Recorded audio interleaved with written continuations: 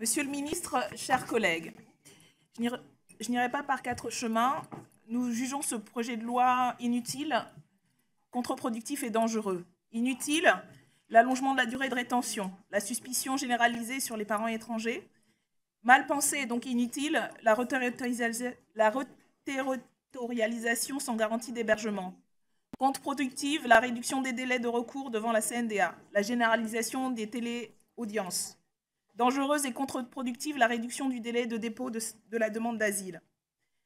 Désastreuse, en fait, cette politique continue au gré des articles du tri entre bons et mauvais migrants, entre exilés à garder et exilés à chasser le plus rapidement possible. La liste est longue, elle ne sera pas épuisée ce soir. Elle est d'une grande violence pour les personnes directement concernées, les migrants et les migrantes, et celles qui les soutiennent, les citoyens solidaires.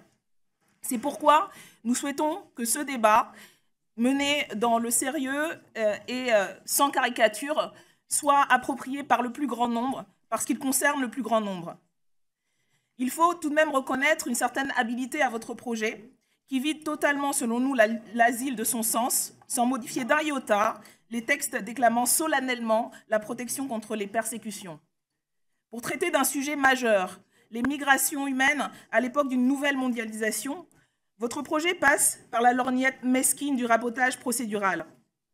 Vous avez, dans ce projet de loi, déconstruit les garanties procédurales et matérielles permettant une vraie demande d'asile. Un tour d'alchimiste transformant les droits humains garantis en molle déclaration d'intention.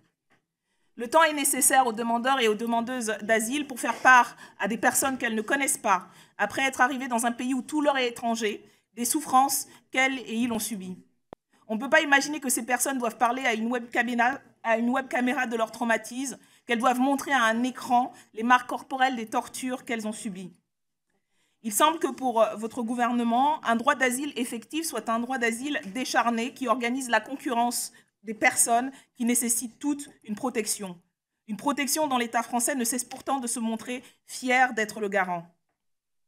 L'inutilité de votre loi, la contre-productivité et la violence qu'elle suscite n'est justifiée que par la posture dogmatique qui sous-tend l'ensemble des projets de loi qui nous sont proposés sous cette législature. Pour lutter contre la pauvreté, pour lutter contre la précarité, vous luttez contre les pauvres et vous luttez contre les précaires. Ce sont des propos qui peuvent être jugés polémiques, ils le sont, et je les prononce avec sérieux et empreint d'une certaine gravité parce que, effectivement, le sujet est grave et les conséquences des politiques qui vont être votées aujourd'hui le sont encore plus. Sous couvert d'ajustements techniques, ce projet vise à renforcer le contrôle, le rejet aux frontières, l'assistance, mais à minima. Et ces politiques créent des victimes.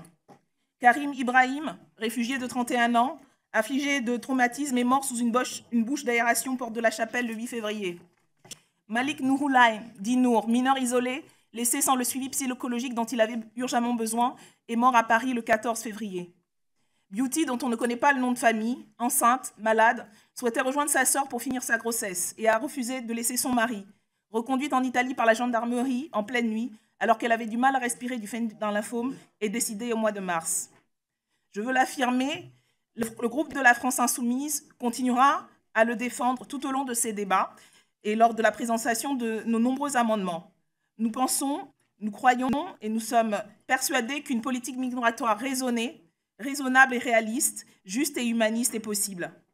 Une politique qui offre un véritable accueil inconditionnel, lisible et coordonné au niveau national, qui, au lieu d'étouffer les élans de solidarité multiples qui font l'honneur de notre République et de nos principes, souhaite les soutenir.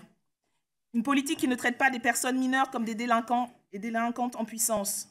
Une politique qui n'organise pas une justice parallèle pour des personnes jugées indésirables, justice qui, à force d'exception, va devenir la règle, y compris pour tous les justiciables français et françaises. Une politique qui ne s'enferme pas dans le cycle infernal des réformes quasi annuelles du droit des étrangers et des étrangères, réformes qui ne cessent de rendre cette matière illisible sans jamais régler aucun problème et au contraire en créant encore plus. Une politique enfin qui traite les êtres humains humainement et avec dignité. En temps de crise, le sage construit des ponts là où l'imprudent construit des murs. Nous nous construirons à construire ces ponts et vous, continuerez-vous à construire des murs? Nous espérons qu'à cette question, la majorité rassemblée ici en commission et en séance répondra par la négative et rejettera donc ce projet de loi.